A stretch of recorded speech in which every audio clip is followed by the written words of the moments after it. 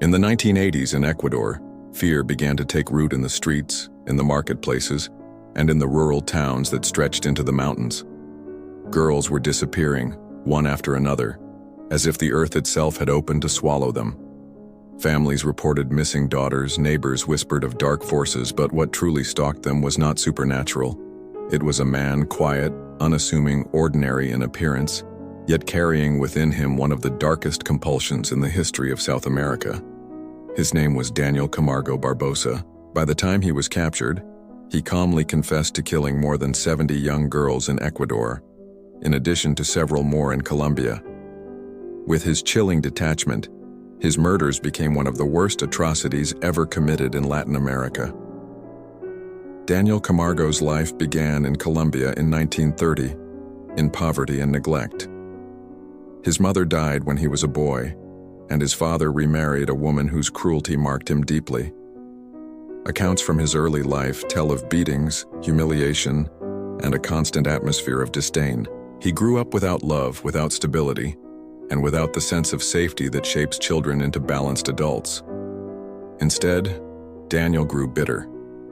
His view of women twisted into something dark and warped. They were not equals to him, not individuals with hopes and futures, but deceivers and oppressors, symbols of everything he had been denied. In this crucible of hatred, the seeds of a killer were planted. Through his 20s and 30s, Camargo drifted between petty crimes. He stole, conned, and assaulted. Prison became a recurring stage in his life, but it did not reform him. On the contrary, incarceration hardened his rage. He developed a philosophy, one that revealed itself later during interrogations.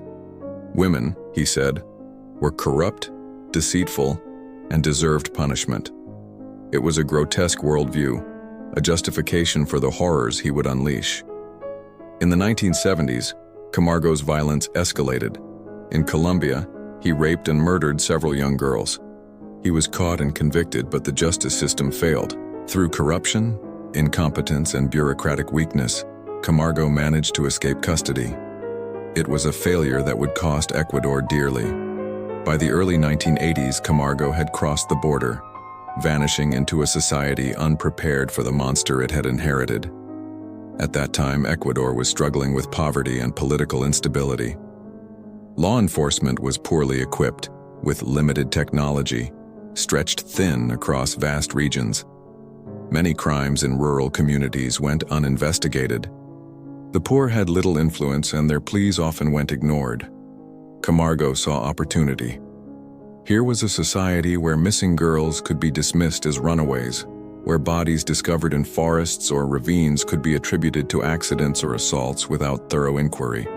Into this vacuum he stepped with chilling purpose. His method was calculated. He targeted girls between 9 and 12 years old. They were young, trusting, and vulnerable.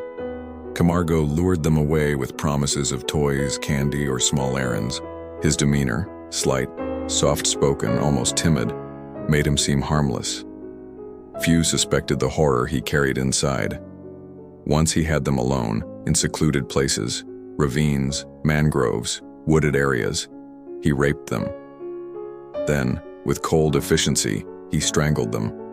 Sometimes he killed them first, ensuring silence, then carried out his assaults. The bodies were left in undergrowth, shallow graves, or tossed into remote places where discovery might come too late. For years, his crimes went undetected, as the work of one man. In village after village, children vanished, but their cases rarely drew the attention of higher authorities. Parents grieved, communities whispered, but official explanations often leaned toward runaway children, accidents, or assaults by unknown strangers. Camargo knew this, and he thrived. He returned again and again, refining his process, confident that the indifference of the system was his shield. The death toll mounted. Girls disappeared by the dozens. Occasionally, bodies were found decomposed, stripped of identity, buried without names. Fear spread. Mothers began keeping their daughters indoors, and fathers walked them to school. The horror was palpable in every town, yet the killer remained faceless. To some, it felt like an invisible curse sweeping the land. In reality, it was one man exploiting the cracks in society's defenses. Camargo's arrogance grew with each killing. He had slipped through justice before, and he believed he was untouchable. But in 1986, his luck began to waver. Police in Quito, investigating a cluster of disappearances, began to see patterns. Witnesses spoke of a thin, quiet man seen with missing girls. One young girl who managed to escape gave investigators a description. For the first time, the predator had a face. He was arrested after another failed attempt to lure a girl. At first, Camargo denied everything, but as the questioning deepened, his mask slipped. What followed was one of the most horrifying confessions Ecuador had ever heard. With a calm, almost casual tone, Camargo admitted to killing more than 70 girls. He described in meticulous detail how he approached them, how he gained their trust, how he raped and killed them. He spoke not with remorse but with detachment, as if recounting errands or tasks. His memory was disturbingly sharp. He led investigators to the places where he had discarded bodies. Bones and remains surfaced, grim confirmation of his words. The people of Ecuador were stunned. Entire communities, long dismissed by authorities, now had their fears validated. Families of victims flooded police stations and courts demanding justice. The press branded him the monster of the Mangroves. Yet the greatest shock came not from his crimes, but from the punishment he received. In 1989, Camargo was tried and convicted, but Ecuador's law at the time capped prison sentences at 16 years, no matter the scale of the crime. The courtroom erupted with outrage. 70 murders and only 16 years? For the families, it was an insult, a betrayal layered upon their grief. Camargo entered prison as the most despised man in Ecuador. Inmates hated him, guards loathed him, society demanded his death. He lived under constant threat. And in 1994, fate delivered what the courts could not. Another prisoner, enraged by his crimes, attacked and killed him. His death was violent and final, an ending that many saw as overdue justice. But the story does not end with his death. The legacy of Daniel Camargo Barbosa is not only the horror of his killings, but the failures that enabled him. Colombia failed when they allowed him to escape custody. Ecuador failed when its laws limited his sentence to 16 years, mocking the scale of his crimes. The police failed when they ignored the cries of poor families, dismissing the disappearances of their daughters as unimportant. His crimes are not just a tale of evil embodied in one man, but of systemic neglect that allowed him to thrive. The echoes of his murders linger. In the towns where he struck, families still grieve. Photos of daughters lost, now faded and worn, hang in homes as painful reminders. Fields and ravines where bodies were found carry the weight of memory. The pain is generational, an unhealed wound in the fabric of communities. Daniel Camargo Barbosa. His story forces us to confront a chilling truth. Monsters are not always obvious.